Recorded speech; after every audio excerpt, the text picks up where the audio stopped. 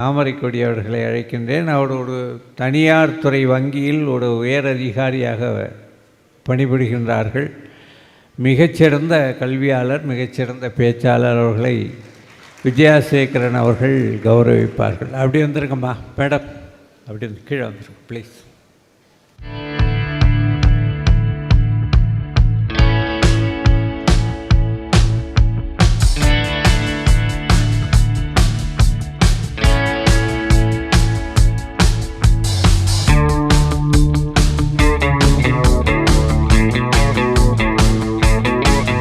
நம்முடைய நகைச்சுவை மேடைகளில் அவர்கள் பேசிய பட்டிமன்றத்தில், 2 பட்டிமன்றத்தில் அவர்கள் பேசிய போதும் ராமச்சந்திரன் அவர்களுக்கு கொடுத்த ஒரு மிகச்சிறிய பாராட்டு என்றால், இதோ இன்னொரு பெண் ஜெயகாந்தன் என்று அவர்களை அழைத்தார்கள்.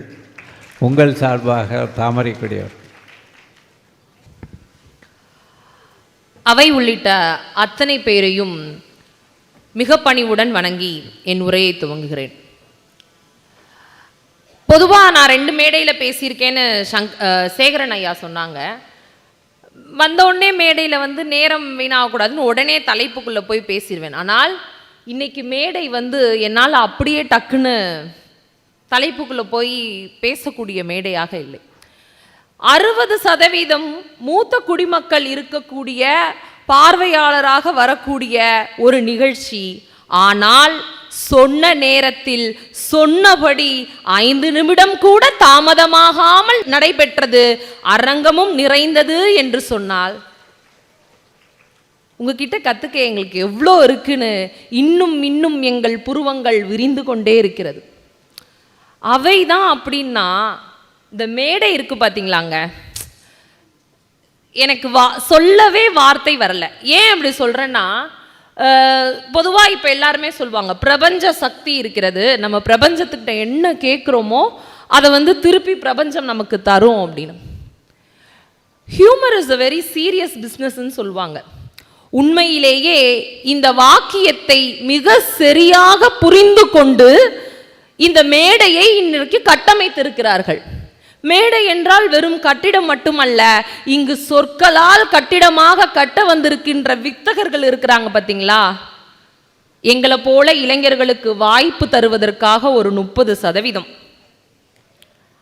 அதுக்கப்புறம் இங்க மிக சிறப்பா 1 மணி நேரம் மிக ஆகச்சிறந்த தலைப்பில் பேச வந்திருக்கிறாரே ஐயா பாரதி கிருஷ்ணகுமார் அவர்கள். என் வாழ்க்கையில ரொம்ப பர்சனலா நான் ரொம்ப தத்தளிச்சு போகும்போதெல்லாம் என் மனசுக்குள்ள ஒரு வரி வரும்.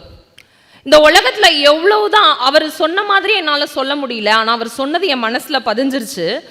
அது வாக்கியப்படி வேறபடியா இருக்கலாம், ஆனால் பொருள் ஒண்ணுதான். இந்த உலகத்துல விஞ்ஞானமும் பொருளாதாரமும் எவ்வளவு வளர்ந்ததுக்கு அப்புறம் நீங்க கடலை கூட காலில் ஒரு சொட்டு தண்ணீர் படாமல் கடந்து விடலாம், ஆனால் இந்த வாழ்க்கையை கண்ணில் கண்ணீர் விடாமல் கடக்க முடியாது என்று அவர் ஒரு மேடையில் சொன்னதை கேட்டு கீழே இருந்து நான் கேட்டுக்கிட்டேன். என் லைஃப்ல ரொம்ப பர்சனலான நேரங்களிலெல்லாம் இந்த சொற்றொடரை நான் நினைத்து கொண்டு மீண்டும் எழுவது உண்டு. அந்த வாக்கியத்தை என்னுள் விதைத்ததற்கு இன்னைக்கு அவருக்கு நன்றி சொல்ல ஒரு சரியான இடமா இது இருக்கும்னு நான் நினைக்கிறேன்.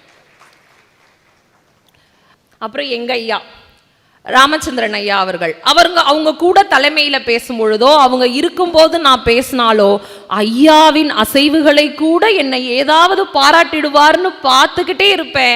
அப்படிப்பட்ட ஒரு பிரம்மாண்ட மேடையில் ஏங்க தூங்கி எந்திரிச்சு உட்கார்ந்தா கூட ஒருத்தர் ஒரு பேச்சாளராகவே இருக்க முடியுமா அப்படின்னா, அந்த தோற்றம் அந்த சொற்றொடர் எல்லா வகையிலும் ஒரு பேச்சாளராகவே பிறந்து வளர்ந்த மாதிரியே எனக்கு அவர் தெரிவார். அவ்வளோ இன்ஸ்பைரிங்கா இருப்பார்.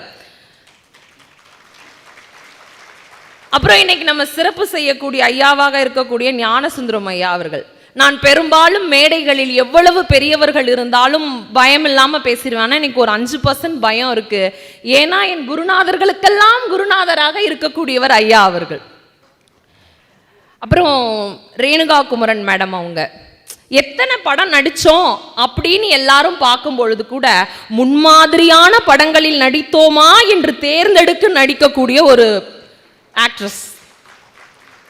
என் சமகால பேச்சாளர்களாக இருக்கக்கூடிய கார்த்திக் ராஜா, நாகமுத்து பாண்டியன், இந்த மேடையில் நான் ஒரு விஷயம் மட்டும் சொல்ல முடியுங்க, இங்கு எல்லோரும் நகைச்சுவையாக பேசுவார்கள், ஆனால் இவர்கள் சொல்லும் நகைச்சுவை யாரையும் எள்ளி நகையாடாது, யாருடைய மனசையும் புண்படுத்திடாது அப்படின்னு இருக்கு பாத்தீங்களா, அதுதான் நகைச்சுவை. அந்த நகைச்சுவையை தரக்கூடிய ஒரு நகைச்சுவை மன்றமாக இந்த மன்றம் இருக்கிறது பாத்தீங்களா, எவ்வளோ பெரிய சிறப்பு. அப்புறம் அந்த குழந்தைங்க கோகுல்நாத் அவர்களோடு வந்தாங்கல்ல அந்த குழந்தைங்க, அவங்களுக்கு எல்லாருக்கும் என்னுடைய பாராட்டு, நீங்கள் எல்லாம் பாராட்டிட்டீங்க. ஆனால் அவங்க பேரண்ட்ஸை யோசிச்சு பாருங்கண்ணே, ஏதோ ஒரு விஷயமா ஒரு வீட்டில் சொந்தக்காரங்க ஒரு விழாவாக இருக்கலாம், அந்த விழாவுக்கு கூட இந்த 4.5 வருஷ ப்ராக்டிஸில் அந்த குழந்தைங்க வந்திருக்க முடியாது.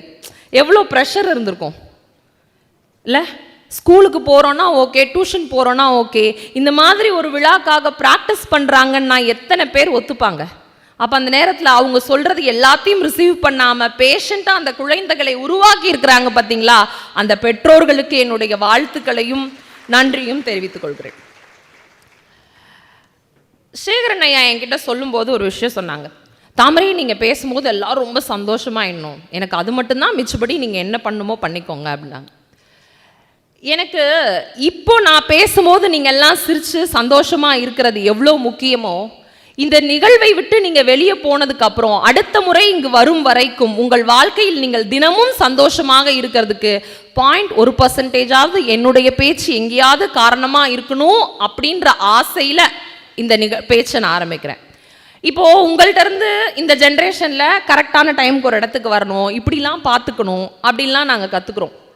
உதாரணத்துக்கு இந்த மேடையில் சொல்லணும்னா, எங்களுக்கு கொஞ்ச நேரத்துக்கு சாப்பிட்றதுக்கு ஒரு கிண்ணத்தில் கொஞ்சம் போட்டு வச்சுருந்தாங்க, அதுலையாவது ஏதாவது ஜங்க் இருக்குன்னு பார்த்தேங்க, அது கூட நட்ஸ் கொடுத்துருக்காருங்க.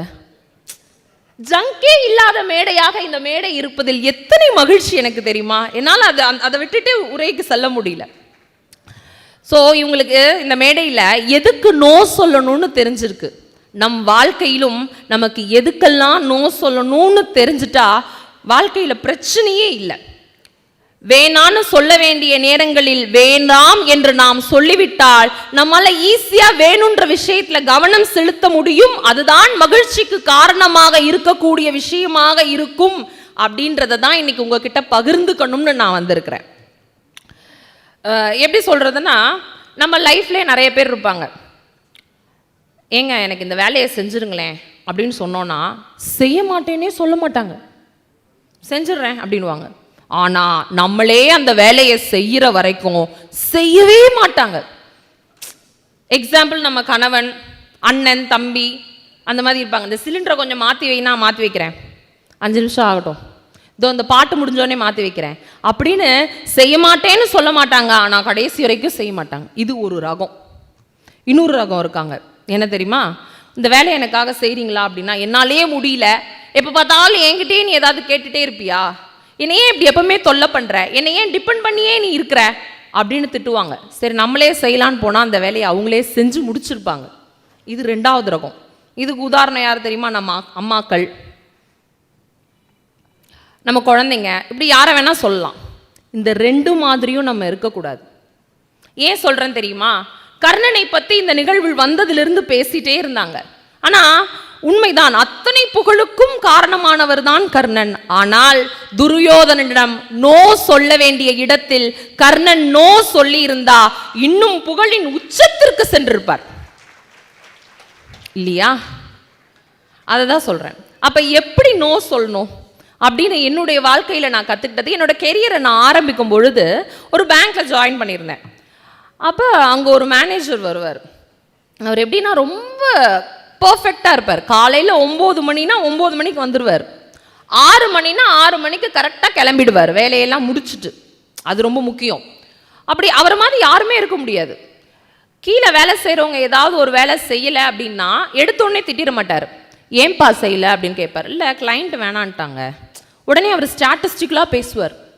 ஒரு கன்வர்ஷன்னு பார்த்தா 15% தான், நீங்கள் இத்தனை பேரை ரீச் பண்ணீங்களா, ஒரு முறை அவரிடம் இந்த விஷயம் நடக்கலன்றதுக்கு நம்ம ஒரு காரணத்தை சொல்லிட்டோம்னா திருப்பி அந்த காரணத்தை அவர்கிட்ட சொல்லவே முடியாது. அவ்வளோ பர்ஃபெக்டாக இருக்கக்கூடிய ஒரு மனிதர்.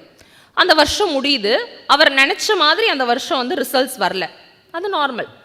அப்போ ஹையர் மேனேஜ்மெண்ட்டோட ஒரு மீட்டிங் நடக்குது. அவங்கள போல் கொலீக்ஸாக இருக்கிறவங்க எல்லாருமே வராங்க. அவரும் காரில் வந்து இறங்கி அந்த மீட்டிங்க்கு வராரு. கீழே வெயிட் பண்ணிட்டு இருந்த ஃப்ரெண்ட்ஸும் கூட வராங்க. இவரோட எஃபர்ட்ஸ் எல்லாம் அந்த மேனேஜ்மெண்ட் புரிஞ்சுக்கிட்டதுனால இவர் எதுவுமே சொல்லலை. ஓகே, இந்த வாட்டி உங்களுக்கு கொஞ்சம் இதாக ஆயிடுச்சு, நெக்ஸ்ட் டைம் பார்த்துக்கோங்கன்னு என்கரேஜ் பண்ணுற மாதிரி தான் சொன்னாங்க. அப்போது கூட இருந்த ஒருத்தர் இவரை மனசு கஷ்டப்படுத்தணுன்றதுக்காகவே ஒரு கேள்வியை கேட்குறாரு. உங்களை வந்து ட்ராப் பண்ணாங்களே அவங்க யார் அப்படின்னு. அவங்க என் ஒய்ஃப் அப்படின்னு இவர் சொன்னார். அப்படியா, அவங்க ரொம்ப எங்காக இருந்தாங்க, உங்களோட டாட்டர் மாதிரி இருந்தாங்க அப்படின்னு அவர் மனம் வருத்தப்படுவதற்காகவே அப்படி சொல்கிறாங்க. அவங்க அவர் பார்த்துருப்பாரான்னு கூட எனக்கு தெரில.